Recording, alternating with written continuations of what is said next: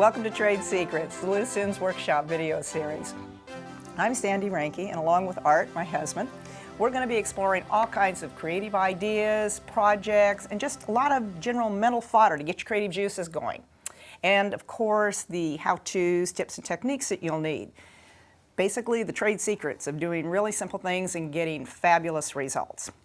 This is the first in the series, and for that reason we think that we are probably going to devote this entire session to applying paper and the different types of organic textiles to different surfaces. Maybe about half of our mail and the letters that we receive? Actually more about 70% plus are how do you use this stuff? How does it function? What's it made of? And the different kinds of uses. What we're going to start out with here is our project paper. Our project paper is printed on craft paper. It's water-soluble ink, so it's environmentally friendly. And the way we've designed it is we call it user-friendly. The more you wad it and distress it, and if you're using big pieces, just mist it down, the more it starts to look like fabric or animal skin or whatever it's designed to be. And just keep working it, and you can't do it. If it tears, it just adds a little bit of a class to the piece, and you end up something like this, ready to be put on different substrates of different things. Yeah, let's look at the zebra, because the zebra is really impressive looking. The zebra is probably the best of all of them.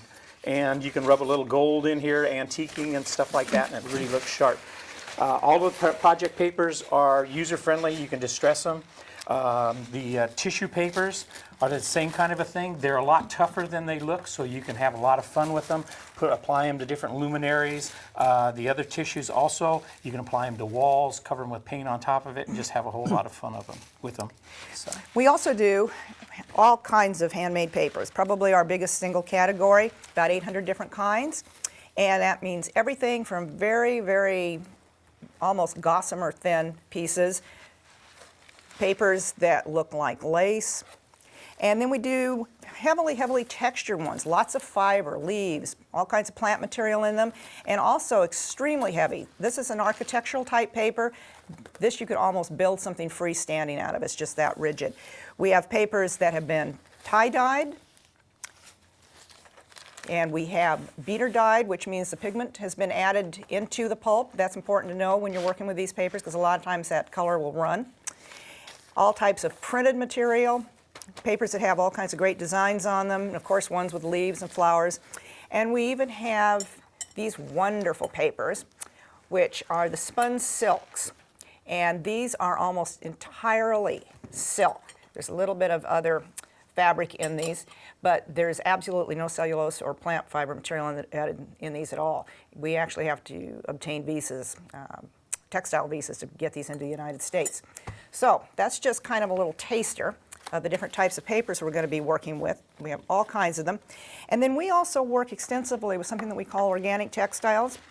And that's all kinds of different unusual fibers, usually made from barks and leaves and things like that. And we want to go through just a few of them because I know that they're sort of unusual. This is one of our absolute favorites. This is linen bark. It comes in both the natural color and the bleached, and we'll be showing you how to work with this. It's fabulous stuff. It's actually from the mulberry tree. A little bit different than the one that the silkworms work with. And then they boil the bark and get this wonderful effect. Banana wrap. We work with banana wrap a lot. And this is from the banana tree. It's from the bark of the banana tree, and then it's woven into this textile. From banana wrap, we move on to our pulp netting, which is banana wrap with handmade paper pulp blown into it. Wonderful effects. It's a little bit messy to work with, but it's really, really interesting fiber. And then we have pulp lace, somewhat similar to the netting, but you can see that it's very floppy. It's like a wonderful old shawl or something that you found in your grandmother's attic. This is actually made with fish netting, and then the handmade paper pulp is blown into it, and the pulp will be much more embedded and stay better in the lace, but very different effect than you get from the netting.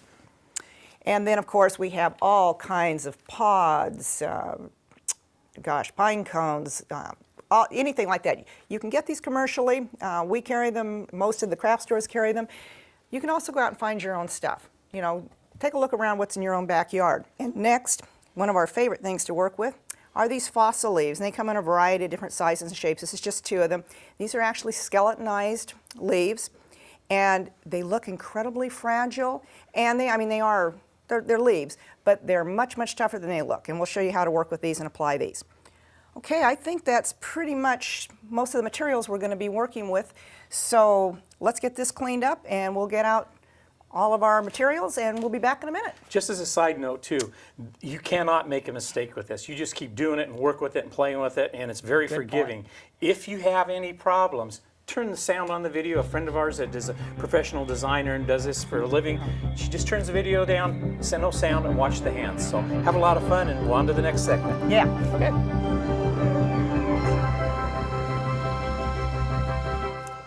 Hi, we're back in our studio, and I want to introduce Pam. Art already says he knows how to do all this stuff, so Pam really wants to learn on this, so we're going to go through these, and you'll be getting tips and asking me some questions. Great. Okay, what we're going to start with is our glue and water mixture. It's our most common thing that we use all the time, but it's still the one we seem to get the most questions about. This is really, really simple. This is white glue. Doesn't matter what brand. We buy it in the gallon and generic brands. You put it in a bowl and you add water. Again, the consistency is totally up to you. We like about 70% glue and about 30% water. It makes a fairly stiff mixture, but it'll depend on what you're doing. You may want to make it more water. You really can't mix this up wrong, okay? Now, depending on the type of paper you're using, you can either paint the stuff on or dip it in. We like dipping because it just gives a more interesting effect. And we're going to work with some of the papers that we've already shown you how to distress. These are the Wild Things animal skin papers, and you literally just put this in the glue. Just wring it out a little bit? Yeah, you want to wring it out a little bit, but if you get extra, it doesn't matter, and just kind of, you know, start sticking it on. Yeah, yeah. I'll do a couple of these.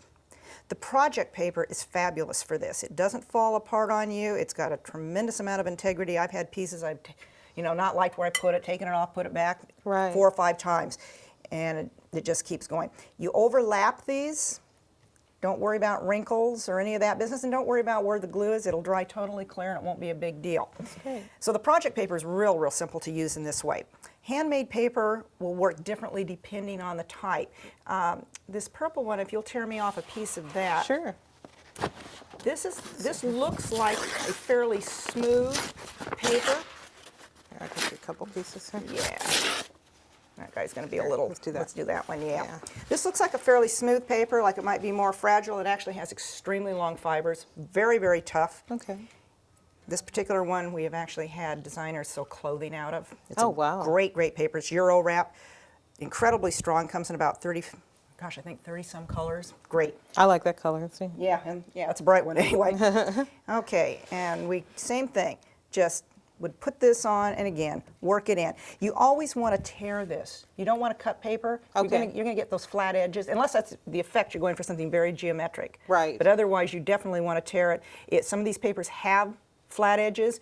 Tear those off. They'll show up otherwise. More natural. Right. You want it to look, and they'll blend that way. I noticed that paper has a totally different texture. It's almost kind of crinkly a little bit. Yeah, it has its own distress on it already. Now this paper, this is a handmade paper too. This is Lupa fiber. It comes in about 12 colors, I think. Lots and lots of fiber in it. Looks like it would be extremely tough. It's fat and it's thick. It is, however, a much less reliable paper. And as you start to work it, you'll notice that it starts to goo on us. It starts, and literally in about 2 minutes, this will start to turn into oatmeal in my fingers, okay? And if it does that, and you can see it starting to do it now, you still can work it. Oh, it's just, you see what it's doing? Yeah, it gives kind of a neat texture though. Yeah, kind of it does. rough and... But it's a real good point that test your paper. What are you going to be doing with it, and what effect are you going to want to get? Because they're very different, and you cannot go by the outside. At this point, this is almost totally a mush. Wow. So that's a real important thing to keep in mind. Okay, let me grab a little wipe here and get some of this off of me. Okay, that's basically how you apply it to do any kind of a flat surface. And you can see here, we have one that we finished. Nice flat surface. All the edges have blended together. At this point, you could leave it this way. You can seal it with a matte finish, or as we've done with this one, we've finished this guy off with a really, really high gloss finish. Almost looks like a Chinese lacquer jar, and it's a really interesting effect. Personally, I kind of like the matte look better. I like the natural look myself. Yeah, too. especially for this Yeah. pattern. Yeah. This is great with certain things. But this is a little too contrasty, you know, too stark looking. So what we've done with this is we've basically dulled it down. Okay. And it makes all the colors blend much better. Very, very simple to do. If you'll hand me that plastic tray. Sure. This is a great tip. Took us a while to figure this one out. Here, I can take that. Great, thanks. Just it's a plant tray, great way to keep from making too big of a mess. And this is simply a water-based acrylic paint, brown, that we've added, and it's just I think it's a raw umber or something. Okay. And we've just added lots and lots and lots of water to it. It's probably 70% so water. Okay. And just start putting it up here and letting it dribble. Okay. Okay?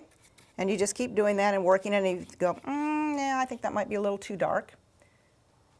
No problem. You just add some water to it and just keep letting it wash. You just keep doing that. Let it dry before you think, I don't like the effect, because it will look different when it dries. It'll be Okay. lighter looking when it dries than it Okay. is when it's on there. Just real watered down. Yes. Yeah. Yeah, but very, very watered down. And just let it keep dripping. That's why you want to have these plant trays underneath there, because that really makes a great big difference. Okay, that's applying it in a nice flat surface. You can also, using the same exact technique, create a lot of dimension. Actually, we are going to need the glue back again. Okay. Let's bring it. This is our birch bark pattern. Again, it's one of the project papers, so it's a stiff paper. It's very easy to work with and to maintain this. We started off, this is a paper mache form called a cake box. Okay. You can open it up so it makes kind of a neat stash place. And you can do it in whatever shape you want. Yeah, there's squares and circles and things like that. And the pattern, the birch bark, you notice after we've distressed it, it really does look like birch bark. And this is a really fun one to do, because you just take pieces of it, again, dip it in the glue. I love the way it looks before you even put it on. So. Yeah, it really has a fabulous effect to it. And then you just take this and scunch it. Make it look, what does birch bark do? It kind of curls back. And then, of course, the natural craft color on the back will add to that texture. And this will dry in this shape. Okay. Okay. What you also can do is maybe if you've made this more watery, because we have a fairly stiff mixture here, and it gets kind of sloppy and it wants to fall over, put little assists underneath it. You want to use, I usually use tin foil. Okay. Because you need something that when it dries, Right. Just to hold it up a little bit. yeah, just to hold it up Yeah. until it dries. Should let this dry about 24 hours, I would say, to be sure that it's really thoroughly dry before you start, putting all your fun stuff on. Okay, great. And then what we've done to finish this guy off, this is our finished box, and this would be a great little stash box, maybe for little boys. I don't know, whatever little boys bring home. Oh, it you know. looks like the woods. It looks great. Yeah. And what we've done with this is we've added things like, this is a banana stem, and it's truly off the banana tree, and a little hot glue, if this glue gun decides it wants to work. There we go. Sometimes it gets a little stubborn.